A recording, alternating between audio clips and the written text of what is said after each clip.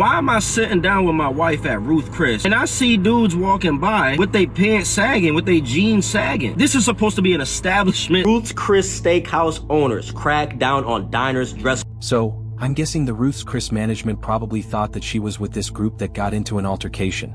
But she wasn't, which is honestly very sad to hear that they didn't even get their drinks. But going back to the fight, it's absolutely wild that she was even allowed into the restaurant looking like that. I mean, as you guys saw, she basically had some like yoga gym pants on with a crop top. Somebody break it up. This is sad, y'all. My sister circles and I were out celebrating our Friendsgiving. We arrived at the restaurant. Shortly after arriving, we only had time to give drink orders. We didn't even get our drinks. And a physical altercation happened between two African-American women. We did not know them. We were not affiliated with them. They were at another table. They began to fight. The situation was diffused by management and other staff members. The management came over to our table and told us that they would not be servicing us tonight. We had to leave. I questioned, are you shutting the entire restaurant down for tonight? No, we're just not servicing you all because y'all like to fight. We became shocked, confused, and he did that in front of the entire restaurant, in front of all the other patrons. No one else was asked to leave but us. I mean, this is probably the best reaction that restaurant could have had and the best thing that they could have done in this situation, because at a certain point, you expect to go to an expensive restaurant. You expect everyone to be dressed appropriately, and if they are not, they usually, get denied at the door. Oh, I'm gonna talk about something that's on my mind, cause like I gotta get it out. So, over this last weekend, Valentine's Day weekend, my wife and I, we was at Ruth Chris, right? We went to Ruth Chris. That was our first time. But there's one thing that I do have to talk about.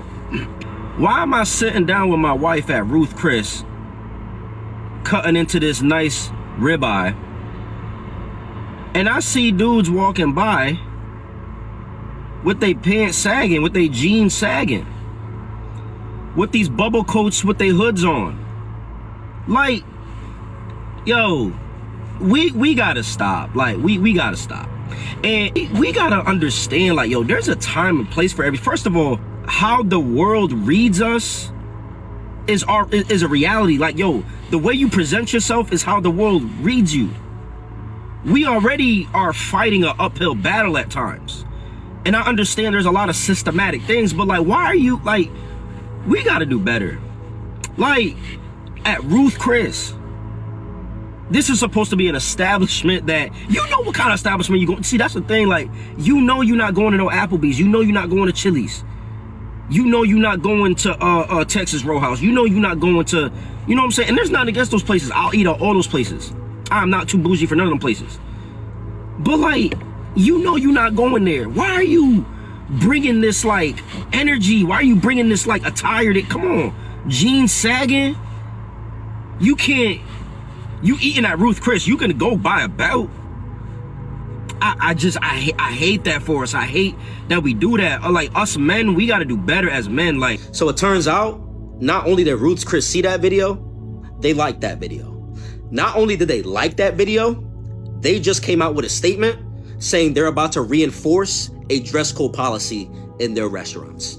All right, so this article is from the New York Post. It was just published yesterday, the 13th. Today's the 14th, all right? Title is Ruth's Chris Steakhouse Owners Crack Down on Diners Dress Code. And y'all can read the rest of the article. Y'all can look it up. But basically, they cracking down on a whole lot of stuff. Hey, shout out to Ruth's Chris. This cool. This is cool. Now, maybe this is a coincidence. Maybe they never saw my videos. Maybe this was already coming down the pipeline. But come on, like, you know what I'm saying? Like, it ain't no coincidence. It's not no coincidence. Hey, also on the Black Millionaires Instagram page, they also reported on this, and there's a lot more details explained in the description. So at the end of the day, it doesn't matter who you are or where you're from. You know, if you're spending over $100 on a steak at a restaurant and it's a luxury restaurant like this, then you just cannot come in wearing athletic wear or, gray sweatpants and a hoodie or something like that and expect to actually walk into the restaurant and be able to dine in. Cooney's Maximus to that Ruth Chris guy that said, oh, we need to stop coming in looking a certain way. Hood dude discrimination is anti-black. Tech bros wear the same thing over and over. They wear the vest, wear the company sweatshirt, and then they have like a North Face type of fleece looking thing that has the company logo on there.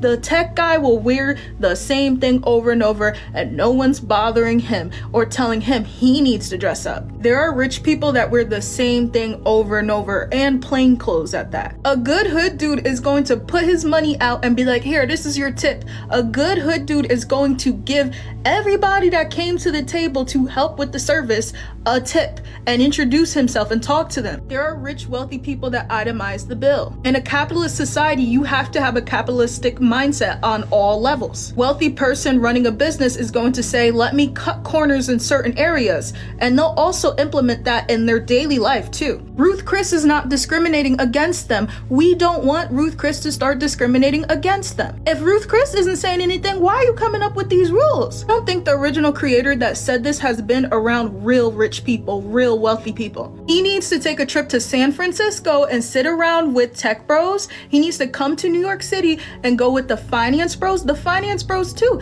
They wear the same thing over and over because none of that stuff really matters. It matters if you're going to a business meeting. Okay, you want to dress up, but if Ruth Chris doesn't have a dress code, why do they need to dress up? I mean, to be fair, they probably should have asked her to take off her hat when she got seated at the table. But that doesn't really take away from the fact that you're still wearing a hat to a very expensive restaurant, and it would be comparable, to walking into a job interview in a hoodie and sweatpants and expecting to actually get a job. Okay, so I just came from the airport, so, flying all day, I'm tired. We come to Northbrook, Illinois to Ruth Chris, okay? Now, I got on a hat because, like I said, I'm tired and been traveling all day, so my hair is not combed, I'm not going to take off my hat. So we come, the hostess don't say anything. All these huddle waitresses don't say anything. We get sat down, we get bread, water, order our food, and then all of a sudden, 20 minutes in, the manager comes and says that I have to take off my hat. And I'm like, I'm not gonna do that. So she's like, you guys sit at the bar. I don't drink, I don't mind sitting at the bar, but we're comfortable. I'm already tired, I don't wanna play musical chairs. But then I look behind me, it's two black guys with hats and tank tops. And she said they were told, but they already ate their whole meal. And they're paying for their food, sitting in the same place, but you want me to get up? No. I mean, this woman is correct on so many factors, right? You go to an expensive restaurant and you expect everyone to at least have some sort of manners. It just shows that you're a good, courteous person at the very least. And at least, when you're in public, you're not going to be a complete nuisance to the people and workers around you. If you're a Black American, I need you to stay right here. We need to have a talk. It comes to a point where supporting and defending your community just it becomes so exhausting that you feel this frustration and you start to understand why people have the Black fatigue that they talk about. The Houston Rodeo, a family event. You have people there fighting, stealing, acting like menace to society, lawlessness, at an event that's supposed to be a fun, family-oriented event. You have Ruth Chris now saying, hey, we don't want to do this, but you guys are forcing our hand. We're going to have to enforce a dress code policy because how you guys are coming in here with your pants sagging, looking sloppy, all of these things, we just cannot allow. So then you sit back and you wonder why other races will say, we have Black fatigue. Guess what? I'm Black and I have Black fatigue. I am tired of the wrong type of people in our community, because let me preface this is not all Black people. This is not. You have people over here making life miserable for other fellow Americans because you have no manners, you have no standards, you have no morals. I don't care how you were brought up. If you were raised in the hood, if you were raised in a suburb, I don't care. Having character and manners will always take you far. So no, I don't blame people when they say, no, we don't want your kind over here. I'm hesitant I don't blame them. I do not. Because if anything, what it shows is that you cannot call a pattern of facts racism and stereotype. Stereotypes all come from a truth. What a concept. I mean, so obviously there's a little bit of a joke here. She wasn't holding the fort completely correct or, the way that people traditionally do it. Maybe nobody ever taught this woman how to properly hold a fork while cutting a steak. Did y'all see the video of the girl at Ruth Chris Steakhouse holding the fork like she wanted the Flintstones? This was crazy. Ladies, all y'all want to do, go to the nice restaurant. Yeah, a ninja got to take me here. He got to take me to this restaurant, this and that. Whole time, a lot of y'all never really been to them places. Whole time, y'all never took an etiquette class. And y'all parents never taught y'all how to eat properly. A grown woman cutting a steak like a caveman is insane. And this is why y'all getting invited on coffee dates. Listen, I'd be damned if I take a chick out and she going to Ruth Chris and embarrass me. And Ruth Chris ain't even a top of the line spot. Thank God you ain't get taken to a Del Frisco's, Bobby Van's Steakhouse, and it's a few more, but I don't want y'all dusties going to my spot, so I'm not going to name them. But yeah, ladies, I love y'all, but that video just set y'all back a couple points. Listen, fellas, save your bread. Don't waste it. Vet her out before you take her to a nice spot. It really is not that hard to just sit down and not scream at the top of your lungs in a restaurant, disrupting absolutely everyone around you having a great time. But guys, you will not want to miss this last video. If you go to a Ruth Chris and you see somebody with their pants sagging and they got like bubble jackets and stuff on, I can understand you being like, I wouldn't wear that and I don't agree with that. But when y'all come on the internet and y'all do videos talking about people shouldn't do that and there's a time and place for everything, who are you talking to? Are you just hoping that the video comes across those people who would do that and thinking that they're going to change? Because they're not. Are you hoping to get Ruth Chris to hear you and to have more of an enforced dress code where they turn people like that away when they walk up? Or are you just trying to create an echo chamber of a bunch of people who can say, yeah, I agree with you? Because what really comes of these conversations? So, as we saw in the beginning, that dress code is being once again enforced at Ruth Chris like it was in the past a little bit more. But I mean, yeah, if you do go into a high-end establishment like this where the bill is going to be multi-hundreds of dollars for multiple people going, you're probably going to be acting a little bit differently if you're just at McDonald's. But I hope you guys enjoyed it. Let me know what you guys think. Like and subscribe, and I'll see you in the next.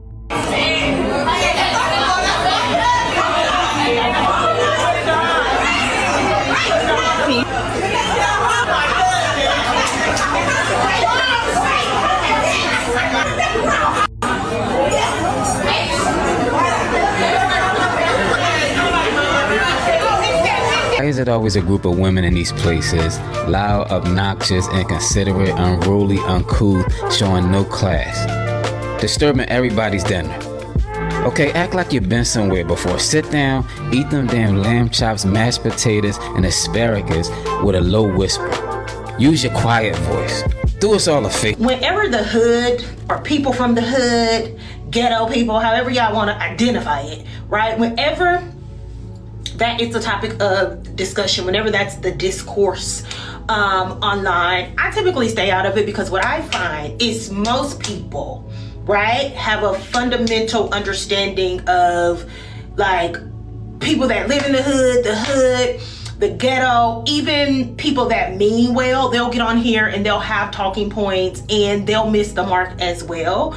We love to say, black people are not a monolith, except for when it comes to people who grew up in the hood, which is not synonymous with a all black neighborhood. Not all black neighborhoods were the hood. And not all hoods are ghetto, or not all people that live in the hood are ghetto, whatever the case may be. Most people get it wrong, right? As someone who was born and raised in housing projects, didn't move out of the housing projects until I went to college, and lived and experienced a plethora of personalities and interests and all of that within the confines of that little subculture of black culture that was the projects, the ghetto, the hood, whatever.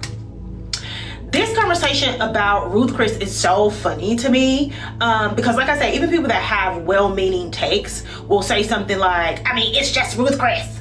that ain't nothing. Where people will dumb down a place like Ruth Chris to make their point as it relates to hood people being there. They'll dumb it down to be like, it's just Ruth Chris. I mean, you're not eating a meal at Ruth Chris for less than $100, even if you just get the little chicken, the cheesy stuffed chicken or whatever it's called, I can't remember.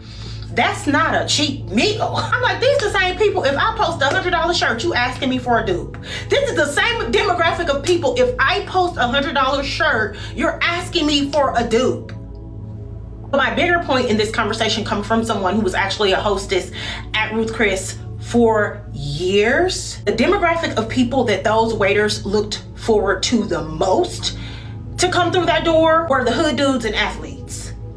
Right? When they talk about not wanting to serve black people because they don't tip, they weren't never talking about hood dudes and athletes. They were never talking about black athletes. There's this discourse online about the ghetto-ness and basically how people don't carry themselves with class anymore, or black people look down on Ruth Chris.